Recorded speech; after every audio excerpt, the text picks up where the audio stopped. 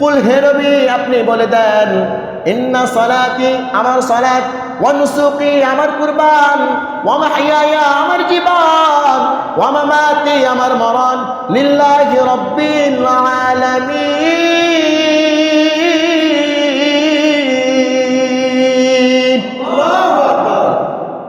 সব যদি আমার আল্লাহর জন্য হয় তাহলে সব জায়গায় ইসলাম থাকতেই হবে। অনেক মানুষ বলে সব জায়গায় হুজুর ইসলাম টেনে আনে কেন? আজকে সেই সম্পর্কে আলোচনা করবেন ইনশাআল্লাহ। সকলে মনোযোগ দিয়ে শুনবেন। আমার জানা মতো, আমার সূত্র জ্ঞান দিয়ে বলি, 5 রকম মানুষ, এর চেয়ে বেশি হতে পারে, এর চেয়ে বেশি হতে পারে, কিন্তু 5 রকমের মানুষ, 5 ধরনের মানুষ এই কথা বলে যে হুজুর সব জায়গায় ইসলাম আনে কেন? 1 নাম্বার মানুষ অমুসলিম। অমুসলিম কি মুসলিম? অমুসলিম, যে মুসলমান না, মুসলমানের বাহিরে।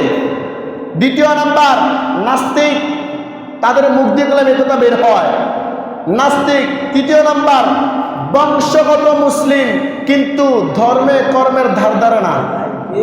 ঠিক না বেঠি? বংশগত মুসলিম কিন্তু ধর্মে কর্মের ধার ধারে না। 4 নাম্বার ছদ্মবেশের মুসলিম।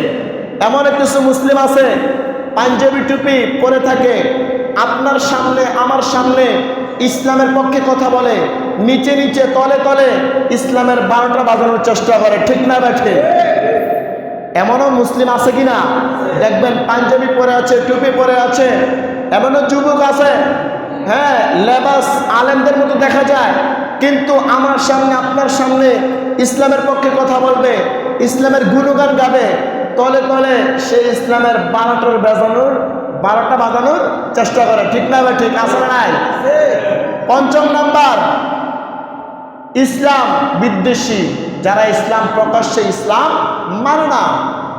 তাহলে আমার জানা মতো এই 5 ধরনের মানুষ এই কথা বলে যে সব জায়গায় হুজুর কেন ইসলামকে টেনে আনে, ইসলাম টেনে আনে, সব জায়গায় কেন ইসলাম আনে, বলে না? এর চেয়ে বেশি থাকতে পারে, সেটা আমার জানা না। আমার মনে হয়, আমার সূত্রে জ্ঞান মনে হয় যে 5 ধরনের মানুষ। কারণ প্রকৃত মুসলমান হলে এই কথা কখনো বলবে না, প্রকৃত ইমানদার হলে এই কথা কখনো বলবে না যে ইসলাম সব জায়গায় টেনে আনে কেন। এখন 2 নাম্বার প্রশ্নের উত্তর দেই। কেউ যদি আপনাদেরকে প্রশ্ন করে যে হুজুর সব জায়গায় ইসলাম কেন টেনে আনে, আপনারা সাথে সাথে উত্তর দিবেন হুজুরজি ওই ব্যাপারে ইসলাম টেনে আনছে, হ্যাঁ, আপনি কি ওই সব জায়গায় আছেন কিনা? সে যদি বলে আমি সব জায়গায় নাই, তাহলে আপনি উল্টা জবাব দিবেন, আপনি যদি সব জায়গায় না থাকেন তাহলে আপনি প্রশ্ন করবেন না, আপনি প্রশ্ন করবেন না। যদি সব জায়গায় থাকেন তাহলে হুজুরকে কি করবেন? প্রশ্ন করবেন যে ইসলাম কেন টেনে নিয়ে আসে, ইসলাম কেন আনে সব জায়গায়। আর যখন উনি সব জায়গায় না থাকে তাহলে আপনি জবাব দেবেন কি? আপনি যদি সব জায়গায় না থাকেন তাহলে আপনি উল্টা প্রশ্ন করবেন না। আহারে মুসলমান, মুসলমান আল্লাহ তাআলা বলেন মুসলমান মৃত্যু পর্যন্ত আল্লাহর বিধান পালনে অঙ্গীকার কারাবদ্ধ যদি হয়ে থাকে তাহলে সে সব জায়গায় ইসলাম আনতে হবে। সব জায়গায় কি ইসলাম আনতে হবে, সব জায়গায় ইসলাম থাকে। যদি মুসলমান মৃত্যু পর্যন্ত, কি পর্যন্ত? মৃত্যু পর্যন্ত আল্লাহর বিধান পালনে অঙ্গীকারাবদ্ধ থাকে। 3 নাম্বার, যে আল্লাহকে রব হিসাবে মেনে নেয় এবং মুহাম্মদ সাল্লাল্লাহু আলাইহি ওয়াসাল্লামকে নবী হিসাবে, রাসূল হিসাবে মেনে নেয়, তাহলে সব জায়গায় ইসলাম থাকতে হবে। সুবহানাল্লাহ বলতেন না?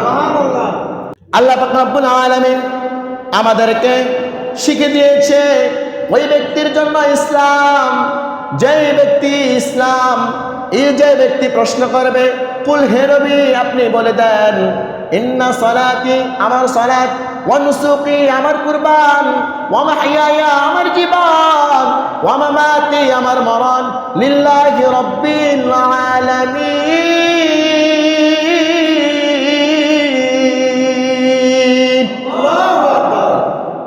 সব যদি আমার আল্লাহর জন্য হয় তাহলে সব জায়গায় ইসলাম থাকতেই হবে। এখন আপনি বলেন, আমার জীবন, আমার মরণ, আমার সালাত, আমার কুরবান সব যদি আল্লাহর জন্য হয়, সব জায়গায় ইসলামের দরকার আছে কিনা? ইসলামের প্রয়োজন আছে কিনা?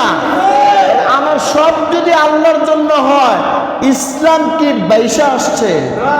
বাইশা আসছে তো ইসলাম তো সব জায়গায় দরকার, ঠিক না বেটি? ইসলাম যে আমাদের সব জায়গায় দরকার, বুঝে আসছে কিনা? না আসলে আপনি বুঝবেন, ভাঙ্গে ভেঙ্গে বলে দিব। কিন্তু তারপরে এই কথা বলা যাবে না যে ইসলাম প্রত্যেকটা জায়গা টেনে নেওয়া আসে কেন, কেন আন ইসলাম।